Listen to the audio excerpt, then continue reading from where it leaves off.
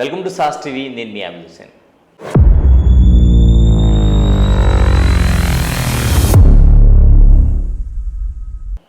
ఈరోజు ఇంటర్వ్యూకి కారణం ఏంటంటే, సాధారణంగా ఎక్స్ మిలిటరీ అని, ఎక్స్ మినిస్టర్ అని ఇటువంటి ఉంటాయి. సో ఎక్స్ క్రిస్టియన్ అనేటువంటి పదాన్ని నేనైతే ఇటీవల కాలంలో వింటున్నాను, కానీ గతంలో ఎప్పుడు వినలా. ఈ ఎక్స్ క్రిస్టియన్ అనేటువంటి పదం ఏంటి, ఎందుకు వచ్చింది, దీనికి కారణాలు ఏంటి అనేటువంటి విషయాన్ని మనకు తెలియజేసేందుకు మనతో పాటు స్టూడియోలో బర్నబాస్ ఉన్నారు. మరి వారితో మాట్లాడదాం. నమస్తే బర్నబాస్ గారు. బర్నబాస్ గారు, క్రిస్టియన్స్ గురించి ఏదైనా చెప్పాలంటే నెల్లూరులో తీసుకుంటే ప్రధానంగా మిమ్మల్నే తీసుకుంటూ ఉంటారు, మీరే వచ్చి ముందుకు వచ్చి మాట్లాడుతుంటారు. సో ఈ ఎక్స్ క్రిస్టియన్ అనే పదము ఇటీవల కాలంలో నేను చూస్తున్నా. ఎక్స్ క్రిస్టియన్ ప్రవీణ్ అని, ఎక్స్ క్రిస్టియన్. ఈ ఎక్స్ క్రిస్టియన్ ఏంటి, అసలు ఏంటి, ఉంటుందా పదం? ఈ పదం ఉందే మామూలుగా? లేదండి. ఇప్పుడు ఒకటి, అనేక మంది హిందువులు, ముస్లిమ్స్ వీళ్ళందరూ కూడా క్రిస్టియానిటీలోకి వచ్చారు. అనేక మంది క్రిస్టియన్స్ మతం మారితే మామూలుగా ఏ మతం అవలంబిస్తాడో అతను అదే మతం వెళ్తూ ఉంటాడు.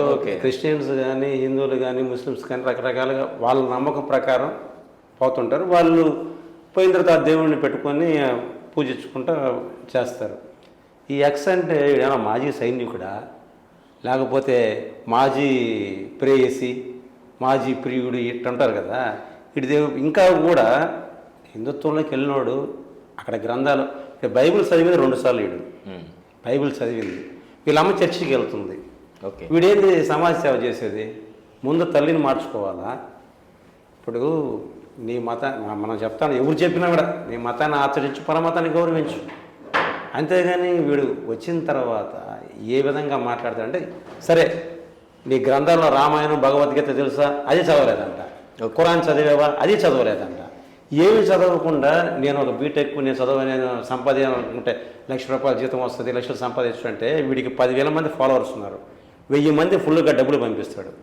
ప్రతి నెల 3 మీటింగ్లు పెడితే 1,5 లక్షలు ఖర్చు అవుతుంది. ఇవన్నీ దండుకునేదానికి డబ్బు కోసం వీడు వదిలేసినా కూడా, బైబిల్ వదిలేసినా బైబిల్ పట్టుకునేది తిరుగుతున్నాడు. అసలు వీడు ఏమైనా ప్రొఫెసరా? వాడు రాధా మనోహరరాజు ఏమైనా ప్రొఫెసరా? మా వాళ్ళకి నాకు బుద్ధి ఉందా? వీళ్ళు పాస్టర్లు పొయ్యేసి వాడు క్వశ్చన్స్ అడుగుతుంటారు. ఓకే, ఏమని, ఈ బైబిల్లో ఇది అంటే వీళ్ళు చెప్తుంటారు ఓపిక్గా.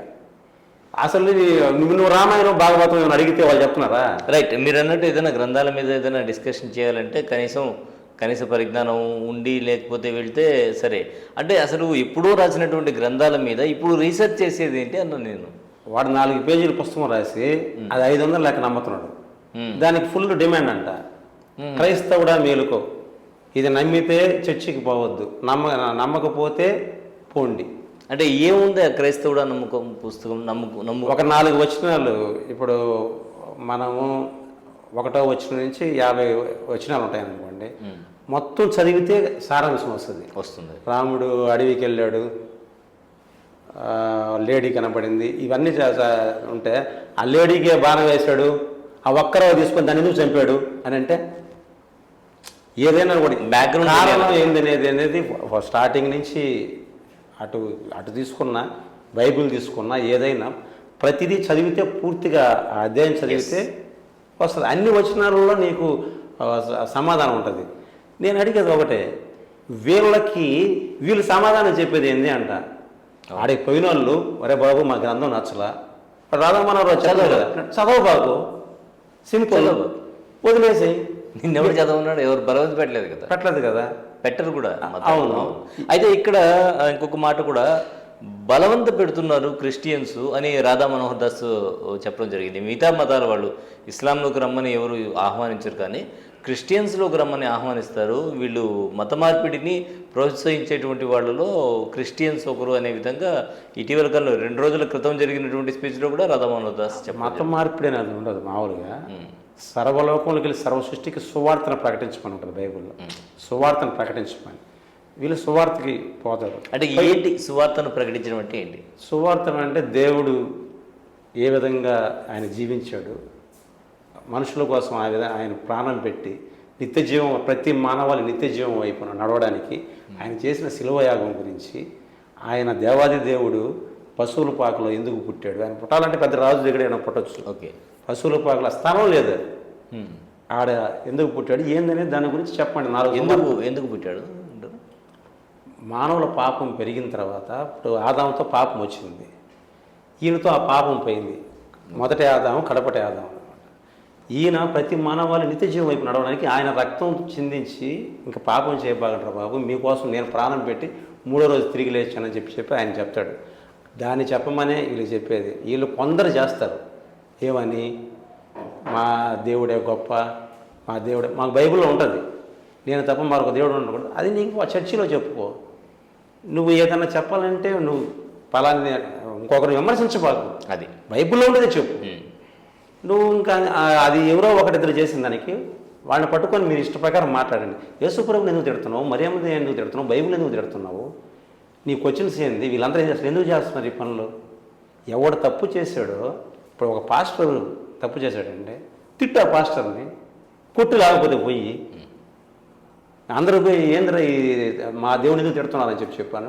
మీరు చేయబాకండి, మేము చేస్తాం, మాకు చెప్పండి పలానోడు ఇట్టని, మేమే ఫోన్ చేస్తాం, మేమే పోతాం అక్కడికి, 2 రాష్ట్రాలు ఎక్కడైనా కూడా. దాన్ని తీయకుండా ఇప్పుడు లక్షల డబ్బులు వచ్చే పెద్ద పెద్ద పాస్టర్లో దండుకునేటట్టు గురించి మాట్లాడు. వాడికి యేసుప్రభు మీరు చూడండి, వాక్యాలు ఎన్ని చెప్తున్నాడు, వాళ్ళకి యేసుప్రభు తిట్టినా బాధ లేదు. యేసుప్రభు వీళ్ళకి అన్నీ చేయాలా, వీళ్ళకి అన్నీ మాకు ఆయన వచ్చి ఒక పేదరాలు ఒక 10,000 ఇచ్చింది, ఆయనకు ₹1,00,000 ఇచ్చింది.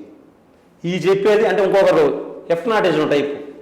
అంటే మీరు అన్నట్టు సాధారణంగా బిషప్స్ వీళ్ళెవరు కూడా ముందుకు వచ్చి ఇటువంటి వాటి మీద చర్చలు చేయడం, లక్షలు సంపాదన ఎవ్వరు కూడా లక్షలు సంపాదించే వాళ్ళు యేసు ప్రభు బైబిల్ పట్టుకొని యేసు ప్రభు గురించి వాక్యాలు చెప్పేవాళ్ళు, యేసు ప్రభుని మరియమ్మని బైబుల్ని యెహోవా దేవుని అంటుంటే బయటికి రాలేదంటే వీళ్ళు ఎటువంటి వాళ్ళో మీరు అర్థం చేసుకోండి. ఇటువంటి క్రిస్టియన్ అనేవాడు ఒక నెలకి ₹1,00,000 వచ్చేది, 1.5 లక్ష మీటింగ్స్ పెడుతున్నాడంటే వాడికి ఎంత ఇన్కమ్ ఉంటుంది నెలకి? నెలకి ఒక 5-6 లక్షలు ఈజీగా ఇన్కమ్ ఉంటేనే కదా. ఒక 50 మందిని నేను అంత టీమ్గా ఏర్పాటు చేసుకున్నానని చెప్తున్నాడు. ఒక 50 మందిని భోజనాలు పెట్టడం ఎంత అవుతుంది? నా రక్షణ కొరకు అన్నాడు. అంటే వాళ్ళ అమాయకులే కదా. ఇప్పుడు యూత్ని రెచ్చగొట్టడం ఎంతసేపు బ్రదర్? యూత్ని రే మన దేవుని తిడతా ఉన్నారా, మన గ్రంథాన్ని తిడుతున్నారా, వాళ్ళని మనం ఏదైనా చేయాలని చెప్పి టెంప్ట్ చేసేస్తే చెయ్యాలి. నా పేటిఎం నంబర్ ఇది, నా పేటిఎంకి డబ్బులు వేయండి. భలే భలే టాపిక్లోకి వచ్చారు. ఇన్ని ఛానళ్ళు ఉన్నాయి, ఎంతమంది డిబేట్కి పోతున్నారు, ఎంతమంది చెప్తున్నారు. నా ఫోన్పే నెంబరు, నా గూగుల్ పే నెంబరు తెలియకుండా చెప్పేది. నా ఛానల్లో మూసుకున్న డబ్బులు లేకపోతే 1.5 సంవత్సరం మూసుకున్న బాధపడి కన్నీళ్ళు తెడుచుకున్న నా కొడుకు కూడా ప్రార్థన చేసుకుంటావా? ఒక్కరు సహాయం చేయలేదు. ఏడు నుంచి అందరికి పంపిస్తున్నారు కానీ 1.5 సంవత్సరం 14 సంవత్సరాలు 1.5 సంవత్సరం నా ఛానల్ మూసి శ్రావంతి టీవీ మీరు చూడండి. ఎక్కడ కూడా నా ఛానల్లో నా అకౌంట్ నెంబర్ కానీ పలానికి నాకు చేయండి ఇట్లా నాకు ఛానల్ ఇబ్బంది అని కానీ నేను వేయలే. ఇప్పుడు ఇది కామన్ అయిపోయి ప్రతి ఛానల్ వాడు కింద ఫోన్పే నంబర్, మతానికి సంబంధించి ఒక వీడియో పెడతాడు, కింద ఫోన్పే నెంబర్, వాడు అట్లా చేసేసాడు, ఇక్కడ ఫోన్పే ఫోన్పే గూగుల్ వాడు అట్లా చేసేసాడు ఫోన్పే. ఇది లేకుండా లేదు, ఇది లేకుండా లేదు, ఇది లేకుండా ఒక ఛానల్ చూపించండి, ఒక యూట్యూబ్ ఛానల్ కూడా లేదు. ఒక్కటి చూపించండి. అట్ట పెడితే ఎక్కడో 1-2 ఉండొచ్చు, కానీ మిగతా అన్ని కూడా 98-97% ఆఫ్ ఛానల్స్ లో 99.9% ఉంటాయి. అంతే ఫోన్పే నంబర్ క్యాష్ కోసమే. ఎందుకంటే ఉదయం లేస్తే మనం పనికి పోయి పని నుంచి పోయి కష్టపడి డబ్బులు తీసుకొచ్చుకొని ఇంట్లో పెళ్ళమిడ్డని పోషించుకోవాల్సిన పరిస్థితి సగటు భారతదేశంలో చాలా మంది 70%-80% ఆఫ్ ది పీపుల్ పరిస్థితి ఇదే. కూలికి పోతే 800.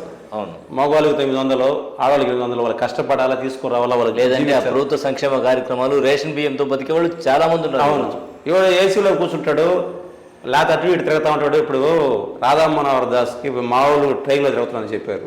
ఈరోజు వాడు ఫ్లైట్లోకి వెళ్ళాడంటే ఎంత సంపాదిస్తే, దీనివల్ల అల్ప సంపాదన అది ఉండదు.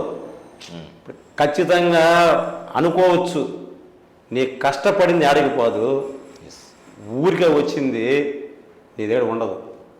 నువ్వు దేవుని తిట్టి సంపాదించేది ఏంది బాబు అసలు? అది కదా. నువ్వు ఎవడైతే అన్యాయం జరిగిందో, హిందువులకు అన్యాయం జరిగితే మనం పోరాడతాం, ముస్లింకి అన్యాయం జరిగితే మనం అందరం కలిసిపోయి పోరాడదాం. ఈరోజు చిన్న సంఘటన జరిగింది. ఒక ఆమె ఇల్లు 2 అమ్మేసింది. ఓకే, నిర్దాక్షిణ్యంగా ఒక భార్య ముగ్గురు పిల్లకాయలు ఉంటే వాళ్ళని ఇష్ట ప్రకారం లాగేసి 40 మంది పొయ్యేసేసి బయట సామాన్లు వేస్తే 100కి ఫోన్ కొడితే పోలీసులు వచ్చి వాళ్ళు ఎవరు అని చెప్పి మళ్ళీ లోపల పెట్టించారు. ఒక రోజంతా ఉన్నారు పాపం బయట ఉన్నారు. నిజంగా ఇప్పుడు ఏ సంఘటన జరిగినా కూడా పోలీస్ అనేది ఉంది, మనకు చట్టం ఉంది. బిఆర్ అంబేద్కర్ రాసినటువంటి చట్టంని మనం అమలు చేసుకుంటూ వెళ్తున్నాం. చట్టాలు ఉన్నాయి, న్యాయస్థానాలు ఉన్నాయి, మనకు రాజ్యాంగం ఉంది. బిఆర్ అంబేద్కర్ గారు రాసిన రాజ్యాంగం. సో ఆ రాజ్యాంగం ప్రకారం మనం పోతూ ఉన్నాం. సో ఈ మధ్యలో వీళ్ళు ఎవరు అసలు నాకు అర్థం కావట్లేదు. యాక్ట్ 25 ఉంది, యాక్ట్ 30 ఉంది, 30A ఉంది. నీ మతాన్ని నువ్వు ఎక్కడైనా ప్రశ్నించుకోవచ్చు. ఇప్పుడు పెద్ద పెద్ద ర్యాలీలు హిందువులు చేస్తారు, ముస్లిమ్స్ చేస్తారు, క్రిస్టియన్స్ చేస్తారు. వాళ్ళు ఏదో సువార్తను చెప్పుకుంటుంటారు, వినేవాళ్ళు వింటారు. ఆ సువార్త ప్రకటించేటప్పుడు మా యేసు ప్రభుని తప్ప, యేసు ప్రభు చేసిన పనులు తప్ప రావుణ్ణో కృష్ణుణ్ణో వీళ్ళు తీసుకొని వచ్చి కానీ మాట్లాడి మా దేవుడు మీరు విగ్రహాలు పూజించకూడదు, మీరు ఆ పని చేయకూడదు, ఈ పని చేసే రైట్ ఎవరికి లేదు. తీర్పు తీర్చబడతాడని ఉంది బైబిల్లో. తీర్పు మీరు తీర్చేవాళ్ళు కాదు, మీరు సువార్తను ప్రకటించమని చెప్పాడు.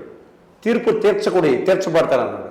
వీళ్ళంతా తీర్పులు తీర్చారనుకో. ఇక్కడ ఆయన ప్రవీణ్ గారు ఇందాక ఒక వీడియో చూసినప్పుడు పాస్టర్ల మోసాలు త్వరలోనే తెలుసుకుంటారు అని మాట్లాడారు. పాస్టర్లు మోసాలు త్వరలోనే తెలుసుకుంటారు అని చెప్పి చెప్పారనమాట ఆయన.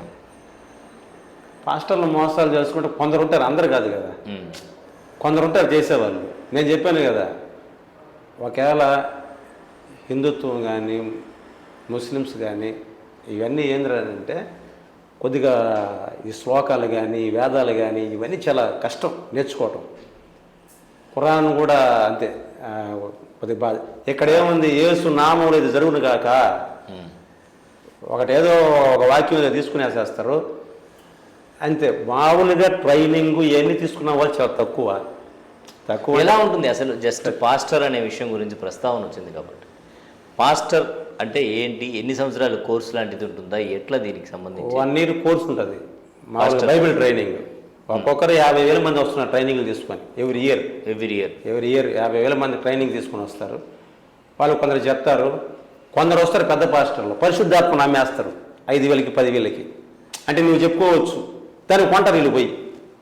ఇక్కడ టౌన్ హాల్లో కూడా జరిగింది.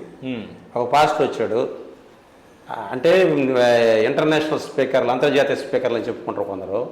వాళ్ళు వచ్చేస్తే వాళ్ళు తాగడానికి అసలు నీకు నాకు మధ్య ఎవరు డైరెక్ట్గా నాకు మొర్ర పెట్టుడి, నేను నీకు ఉత్తరం ఇస్తాను, వెతుకుడి నీకు దొరుకును అని చెప్పి, తట్టుడి నీకు తెరవబడును అంటున్నాడు దేవుడు. నేను మొన్న కూడా చెప్పాను, నీలోనే సర్వం ఉండగా నీ లోపల వెదకక ధర వెతికిడి అని. నీలోనే మొత్తం దేవుడు ఆత్మ ఉన్నాడు, ఆయన వెతుక్కోవచ్చు నువ్వు ఇంట్లో కూర్చొని. అంతే కదా. యాక్చువల్గా దేవాలయానికి వెళ్ళినా, మసీదుకి వెళ్ళినా, చర్చ్కి వెళ్ళినా మనశ్శాంతి కోసం వెళ్తాం. మనం మనశ్శాంతి కోసం మనం మతాన్ని నా దృష్టిలో, అంటే ఇది అందరి దృష్టి కాదు, ఉండకపోవచ్చు, నా దృష్టిలో మతం అంటే మనకు ఒక మనశ్శాంతిని, ఒక మంచి మార్గాన్ని నిర్దేశించేది మతం. ఆ మంచి మార్గాన్ని నిర్దేశించి మతం అనేది ఉండేది అక్కడ వరకే. దాని తర్వాత ఏదైతే ఉందో మానవత్వం, ఇది అందరికీ, అంటే ఒక క్రిస్టియన్ మతాన్ని అవలంబించినోడు బతుకుతున్నాడు, ముస్లిం అయినోడు బతుకుతున్నాడు, హిందూ అయినోడు బతుకుతున్నారు, అలాగే మిగతా అసలు మతంని అవలంబించిన వాడు కూడా నాస్తికులు బతుకుతున్నారు. ఎవరి మతం వాళ్ళది, ఎవరి మతాన్ని వాళ్ళు అవలంబించుకుంటూ బతికిస్తున్నారు. సినిమాలో నానా పాటేకర్ చెప్పినట్టు రక్తంలో తేడా ఉందే అని ఎవరి మతాన్ని వాళ్ళు చేస్తున్నారు. భారతదేశంలోకి వచ్చేటప్పటికి ఎవడు రక్తము దానం చేసినా అవసరమైనడికి ఇస్తూ ఉన్నారు. ఈ మధ్య భారతదేశంలో ఈ చిచ్చులు స్టార్ట్ అయింది. ఎందువల్ల అంటారు? మళ్ళీ చావా సినిమా రిలీజ్ అయిన తర్వాత దీన్ని మళ్ళీ భారీగా అయిపోయింది. ఇప్పుడు మళ్ళీ బ్యాన్ చావా అనేటువంటి కొత్త నినాదం కూడా తీసుకొచ్చి దాన్ని కూడా చేస్తూ ఉన్నారు. రిలీజ్ కాకూడదు, ఇది మరింత మత విద్వేషాలు రెచ్చగొడుతుంది, మిగతా ప్రాంతాల్లో కూడా రిలీజ్ చేయాలని చూస్తున్నారని చెప్పి కూడా కొత్తగా ట్రెండ్ స్టార్ట్ అయింది. ఇప్పుడు చరిత్రను తీసుకోవచ్చు, ఆ చరిత్ర ఆ బుక్లో ఉండేది వాళ్ళు సినిమాగా తీసారు, చూసుకోవచ్చు. సినిమా ఎంతవరకు ఆ 3 గంటలు మనం ఎంటర్టైన్మెంట్ వరకు మాత్రం, ఎంటర్టైన్మెంట్ వరకు దాంట్లో లీనమైపోకూడదు. దాంట్లో సినిమా యాక్షన్ మసాలా అని ఏది కూడా క్లిక్ కావాలంటే కొంత మసాలా అనేది ఉంటుంది. చరిత్రను పూర్తిగా తెలుసుకొని చేసేవాళ్ళు లేరు. కొంతమంది రకరకాల మంచి చెప్తే సినిమాలు హిట్ కావు, మంచిగా చెప్తే. సినిమాగా చూసి సినిమాని Enjoy బయటకు చేసుకోవచ్చు. వచ్చాక మళ్ళీ మామూలుగా ఉంటే సరిపోతుంది. ఇప్పుడు సినిమాలో పోలీసు వాళ్ళని కొడతారు, వాళ్ళని కొడతారు, వీళ్ళు కొడతారు, కాల్ చేస్తారు, బయటకు వచ్చి పోలీసు వాళ్ళని కొడితే ఒప్పుకుంటారా? లోపల కానిచ్చాడు గారు ఊరికి ఒక మాట అనమానండి, అంతే కదా, ఒక మాట అంటే సార్ అది జరగదు. సినిమా కనబడిపోతుంది. ఏది కూడా సినిమాని సినిమాగా తీసుకోవాలి, సినిమా ఎంటర్టైన్మెంట్ కింద తీసుకోవాలి, చరిత్ర తెలుసుకుంటే ఓకే మంచిది. కానీ అది మత విద్వేషాలు రెచ్చగొట్టేలా ఉండకూడదు అనేది భావన. అది చేసినప్పుడు ఖచ్చితంగా నేను చెప్పేది, ఇప్పుడు యువత ఇబ్బంది పడుతుంది. వాళ్ళని ఒకరోజు స్టేషన్లో పెట్టామనుకోండి, ఉదయం నుంచి సాయంత్రం దాకా వాళ్ళకి తెలుస్తుంది, ఒరే మా అమ్మ నాన్న ఇంత కష్టపడి ఇంత చేస్తే మేము ఎందుకు అసలు అనవసరం ఎందుకు వచ్చా కూడా తెలియదు పాపం వాడికి. ఆడ కూర్చున్న తర్వాత సాయంత్రం మధ్యాహ్నం అన్నం ఇటు కూర్చుంటాడు కదా, అప్పుడు అర్థం అవుద్ది. బాధపడితే కానీ బోధపడుతున్నట్టు. ఇక్కడ బాధపడితే కానీ బోధపడదు. వీళ్ళు ఏం తీసుకోరారు, ఇప్పుడు రెచ్చగొట్టి వదిలేస్తాడు. వాడిని చూసి నెల్లూరులోనే ఏదైనా ఇబ్బంది జరిగింది, వాడు హైదరాబాద్లో ఉన్నాడు, ఎక్స్ క్రిస్టియన్ అనేవాడు, రాధామనోహర్ దాస్ ఆడున్నాడు తెలియదు, వాళ్ళని చూసి రెచ్చిపోయారు అనుకో. మీకు తెలుసా రాధా మనోహర్ గారితో? నేను ఫోన్ చేశా మొన్న ఒకసారి, ఆయన ఏదో క్వశ్చన్స్ అడిగి ఈ ముస్లిమ్స్ శవాన్ని దండం పెట్టుకుంటారంటే ఏంది శవం అంటే సమాధులు పెడతారని చెప్పి తర్వాత క్రిస్టియన్స్ అని చెప్పి మొన్న ఈ మధ్య రీసెంట్గా మాట్లాడితే చూసుకొని ఫోన్ చేశా 11 గంటలకి.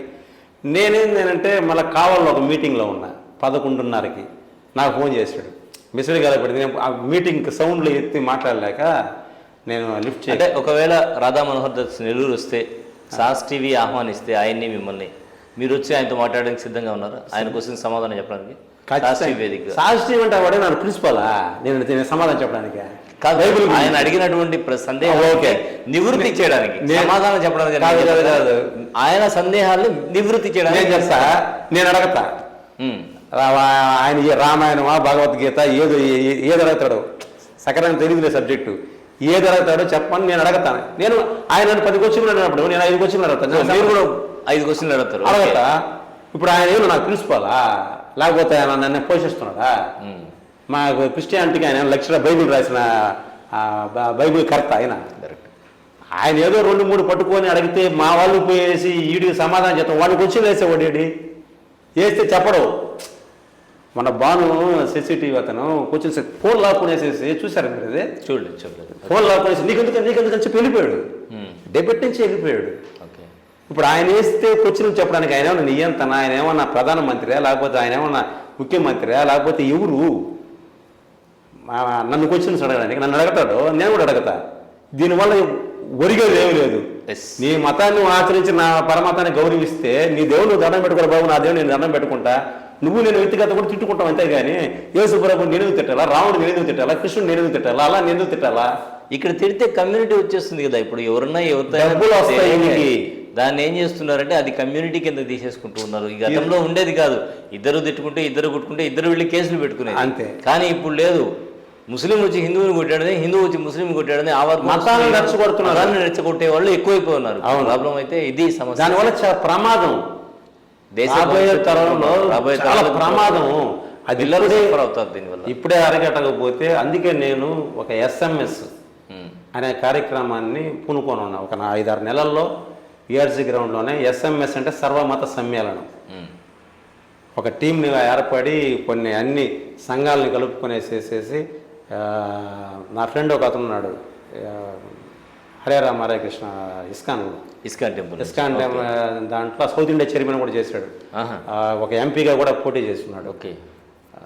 సత్యం స్వామి అని చెప్పేసి అటువంటి వాళ్ళందరూ కూడా కలుపుకునేసేసేసి ఇలాంటి ఆవశ్యకత ఈరోజు చాలా ఉంది. ఖచ్చితంగా ఇప్పుడు కలిసి ముస్లిం కమ్యూనిటీ అంతా కలుపుకునేసేసి ఈ హిందూ సంఘాలన్నీ కలుపుకునేసేసి మనం అందరం కలిసి మనుషుల్లాగా మానవత్వంగా జీవిస్తూ మన మధ్యలో చిచ్చు పడ్డానికి వచ్చిన ఇట్లాంటి వాళ్ళని మనమే రేపు ఆయన వచ్చాడనుకో మీరు చెప్పినట్టు మేమేమి ఒక నా టీం ఒక 100 మంది ఉన్నారు కదా, అది 1000 మంది కావచ్చు, రేపు 1,00,000 మంది కూడా కావచ్చు.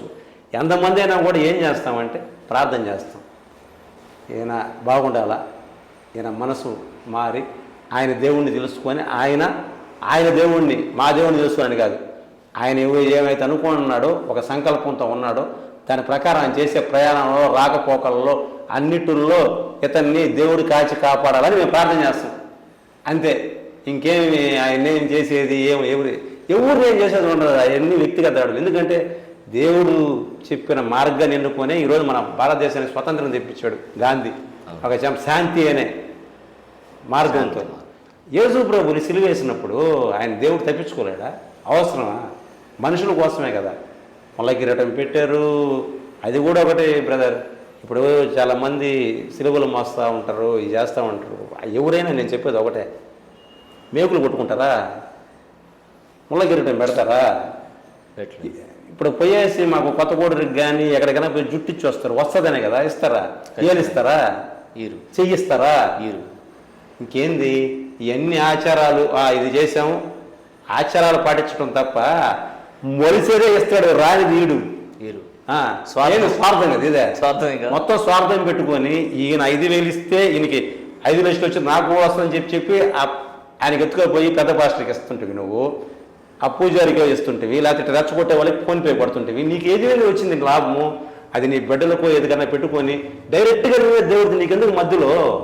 నువ్వు రూమ్లో కూర్చొని నువ్వు దేవుడిని అడిగితే, నువ్వు నమ్ముకున్న దేవుడిని అడిగితే, నువ్వు ఎక్కడ మొక్కుతున్నావు వాళ్ళు అడిగితే, లేనివాడికి పేదవాడికి సాయం చేస్తే ఫలితం వస్తుంది, ఉండేవాళ్ళకి సాయం చేస్తే ఏమొస్తుంది? ఇటువంటి వాళ్ళకి అసలు ఫోన్పే తాగేదానికి లేక ఒక్క పూట తిని దుప్పట్లు కూడా లేకుండా దోమల మధ్యలో డివైడర్స్ మధ్యన ఎంతమంది కొనుక్కొని ఎంతమంది ఇబ్బంది పడుతున్నారు కదా, ఎంతమంది పడుతున్నారు.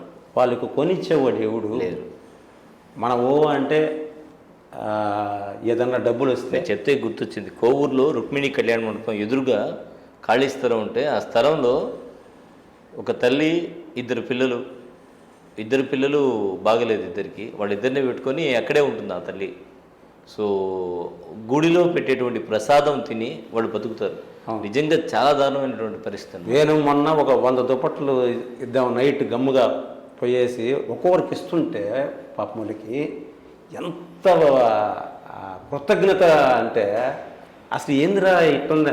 నా కొడుకు చిన్నప్పుడు చెప్పేవాడు, వాడు 4th క్లాస్, వాటర్ బాటిల్ 10 రూపాయలకు. వాడు నన్ను అడిగిన ప్రశ్న ఏంటంటే, డాడీ నువ్వు 10 రూపాయలు పెట్టే వాటర్ బాటిల్ కొంటే నెలకి 300 అవుతుంది, వాటర్ ప్యాకెట్ తాగు 270 రూపాయలు ఎవరైనా పేదోళ్ళకి. వాడు అనవసరం పడ్డాడు. ఎవరైనా ఉంటే గమ్ముగా పోయి వాడు జేబులో ఉండేది ఇచ్చేసి వస్తాడు. అన్నం చేయించుకోవటం, ప్యాకెట్లు కట్టుకోవటం, అందరికి ఎవరన్నా ఉంటే ఇచ్చేసి రావటం, అట్లాంటి పనులు చేస్తుంటాడు. అంటే మనకి మా పాప కానీ వాడికి ఫోన్ చేసి చెప్పద్దు, రే ఇది చేయరా అని చెప్పాను. అవి చేస్తే మనుషులాగా ఈరోజు మనకు ఉంటుంది, రేపు ఉండదు బ్రదర్. రేపు దేవుడు ఇస్తే ఏదైనా కూడా శాశ్వతం కాని శరీరానికి మొలతాడు కూడా పైకి రాదు. ఒక దేవుడు అనేటువంటిది అంటే మనకు కనుక శాశ్వతమైన జీవితాన్ని కనుక ఇస్తే మనిషి పరిస్థితి ఎలా ఉంటుందో కదా. ఈ రోజు ఉన్నాడు, రేపు ఉదయాన్ని యాక్సిడెంట్ కాదు, రేపు ఉదయం బతికుంటాడు, నిద్రపోతే లేసేటువంటి పరిస్థితే లేదు మనకు. ఇప్పుడు ఆత్మ దేవుడి చేతులు ఈ శరీరం ఉంది బ్రదర్. ఈ శరీరం అసలు మంది కాదు. శరీరం చూసుకుంటే నేను కొద్దిగా ప్రతి ఒక్కరు సినిమా యాక్టర్లు అనుకోరా, అంత అందంగా ఉండాలా, ఎట్టుండాలా అనుకుంటే తలకాయ నొప్పి వచ్చింది, ఎందుకు నువ్వు టాబ్లెట్కి పోతావు, టాబ్లెట్ సారడానికి అంటే పోలగా శరీరం ఇదైతే అసలు మంది కాదు. శరీరమే మనకి అదే తెలుసుకోవటం లేదు. వీళ్ళు వచ్చాము ఈ లోకంలోకి, మొలతాడు కూడా పైకి తీసుకోపోము, దాచిపెట్టి పిల్లకాయలకి జీవితాన్ని ఇచ్చావు, దేవుడు కాపాడుకుంటే దేవుడు చూసుకుంటాడు.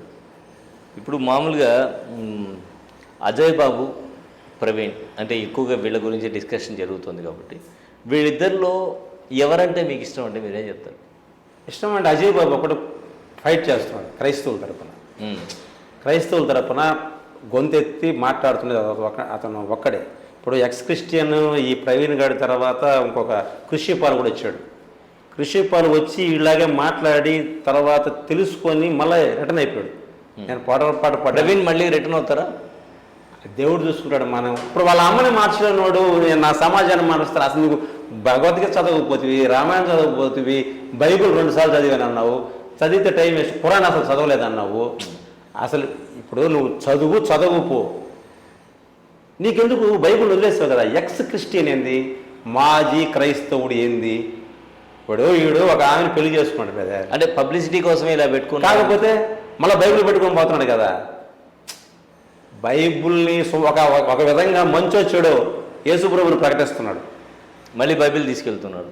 ప్రతి డిబేట్లో బైబిల్ తీసుకెళ్ళి ఆయన రాష్ట్ర ఈయన పెద్ద శాస్త్రవేత్తలాగా ఒక 4 పేజీల పుస్తకం రాసి 500 లెక్కన అమ్ముకుంటున్నాడు కదా. దానికోసం నేను చెప్పాను కదా 50 వచనాలు మధ్యలో ఉంటాయి కదా. రైట్. ఆ జాన్ పాల్ అనే అతను బాగా వివరణ ఇచ్చాడు.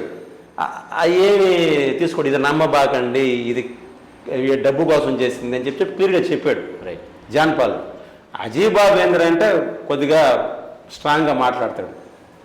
క్రైస్తవుల తరపున మాట్లాడుతున్న ఏకైక వ్యక్తి. పాపం అతను చాలా లిస్టులో కూడా ఉన్నాడు, వాళ్ళ దాని లిస్టులో ఉన్నాడు. ఎందుకంటే వాస్తవం మాట్లాడతాడు. ఇక్కడ అన్ని తెగించి మాట్లాడుతున్నాడు ఆయన, ముందుకు వచ్చి ధైర్యంగా మాట్లాడుతున్నాడు. అట్లా రమ్మని అందరూ చెప్పేది. అట్ట మాట్లాడబల్లే సపోర్ట్ నిలబడండి. ఇప్పుడు అతను ఎవరి కోసం అతనికి భార్య 2 పిల్లకాయలు ఉన్నారు, ఎవరి కోసం మాట్లాడుతున్నాడు అతను? క్రైస్తవులు తిడుతున్నారు, యేసుప్రభుని తిడుతున్నాడు అనే కదా అతను మాట్లాడుతున్నాడు. యేసుప్రభుని తిడితేనే కదా మాట్లాడుతున్నాడు. అలాంటప్పుడు అతనికి సపోర్ట్గా నిలబడితే ఏమైంది మీకు? వీడికి 1000 మంది సపోర్ట్ చేస్తున్నారు కదా, మనవాడికి ఎంతమంది చేస్తున్నారని చెప్పి అతనికే తెలియాలి, నాకు తెలియదు కదా. రైట్ బర్ణ గారు చాలా మంచి విషయాలు చెప్పారు. ఈరోజు అయితే స్టూడియోకి వచ్చి ప్రధానంగా తీసుకుంటే ఇటీవల జరుగుతున్నటువంటి ఎక్స్ క్రిస్టియన్ అంటూ ప్రచారాలు, అలాగే క్రైస్తవులు మా మతంలోకి రండి అని ఆహ్వానిస్తారని చెప్పి ఏదైతే ప్రచారం జరుగుతుందో వీటన్నిటి మీద క్లియర్గా చెప్పడం జరిగింది బర్నాబాస్ గారు. అలాగే సినిమాలు ఏవైతే సేవ లాంటి సినిమాలు ఏవైతే ఉన్నాయో ఇవి సినిమాలుగానే చూడాలి, ఆ టైంకి వెళ్ళి ఎంటర్టైన్మెంట్ కోసం చూసి రావాలి. ఎందుకంటే ఇటువంటి సినిమాల్లో ఏ సినిమా తీసినా కూడా డైరెక్టర్ కమర్షియల్ యాంగిల్ అనేది ఒకటి ఉంటుంది, దాంట్లో కొంత యాడ్సమ్ మసాలా అని కొంత ఉంటుంది. సో అది చరిత్ర ఉండొచ్చు ఉండకపోవచ్చు, చరిత్రను ప్రామాణికం తీసుకోవాలి కానీ ఎవరో ఏదో తీశారని చెప్పి ప్రామాణికంగా తీసుకోకూడదు. మత విద్వేషాలు రెచ్చగొట్టేటువంటి ఏది కూడా మనం దగ్గరికి ఎంటర్టైన్ చేయకూడదు, దగ్గరికి రాకుండా ప్రశాంతంగా బతకాలి. ఎవరు కష్టపడినా కూడా ఆ కష్టపడినటువంటి సొమ్ము సాయంత్రం ఇంటికి తీసుకొని పోతే ఇంట్లో తినే పరిస్థితి ఇప్పుడు ఉండేటువంటి రోజుల్లో అనవసరమైనటువంటి మత విద్వేషాలు రెచ్చగొట్టేటువంటి వ్యాఖ్యలు ఏవైతే కొంతమంది చేస్తూ ఉన్నారో వీటికి మనం దూరంగా ఉండాల్సిన అవసరం ఉంది అంటున్నారు బర్నాబాస్. ఇది ఇవాల్టి స్పెషల్ ఇంటర్వ్యూ. మరో ఇంటర్వ్యూలో మళ్ళీ కలుద్దాం. అంతవరకు నమస్కారం. థ్యాంక్ యూ బర్నాబాస్ గారు.